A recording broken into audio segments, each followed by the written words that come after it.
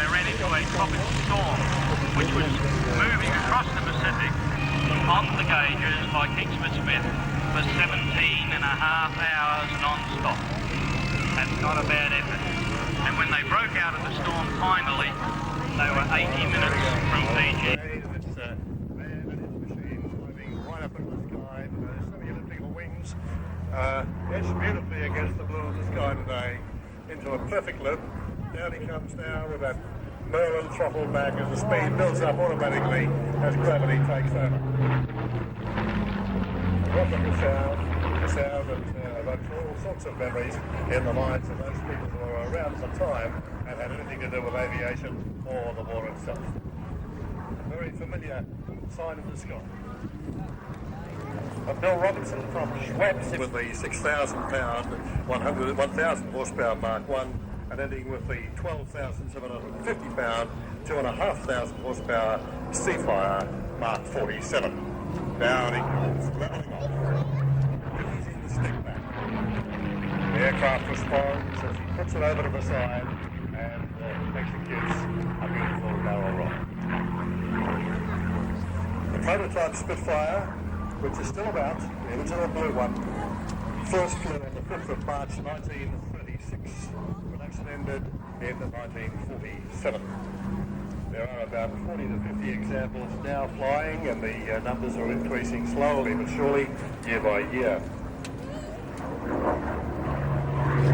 One of the most daring acts performed by the Spitfire during the war was the downing of the V-1 flying bombs, a doodlebug that flew into the English countryside in the summer of 1944. Of course, the pilot could shoot the thing down, but this was not a pleasant experience because the V-1 was a bomb that usually blew up if you fired bullets at it. This produced a lot of wreckage, so the Spitfire pilots developed a more sophisticated method, making use of simple aerodynamics by placing the Spitfire's wing slightly above and in front of the V-1 wing. The wing was then caught in the slipstream of the Spitfire wing and thus lost its lift. Therefore it started to bank and toppled the gyros and the thing went down. And as the man says, if you're only slightly interested in aviation, you'll never forget the first time you saw and heard a Spitfire flying. Getting down to a low-level activity there, climbing up and rolling around, very gently, a lovely barrel roll, and making this piece of aerodynamic poetry do its thing. Cold pain on their bombing run, they have to turn back and leave the big guys to it,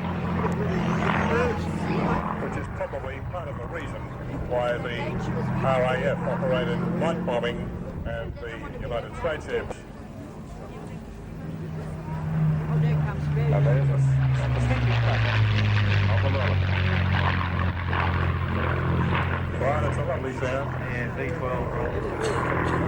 Sounds very calico. It is a bit that way, isn't it? They were obviously developed for another purpose, the Schneider Trophy races. I think they featured in quite extensively. Yes, originally the engine line began with that. Looks out of his aircraft after he switches the engine off. If you're nearby,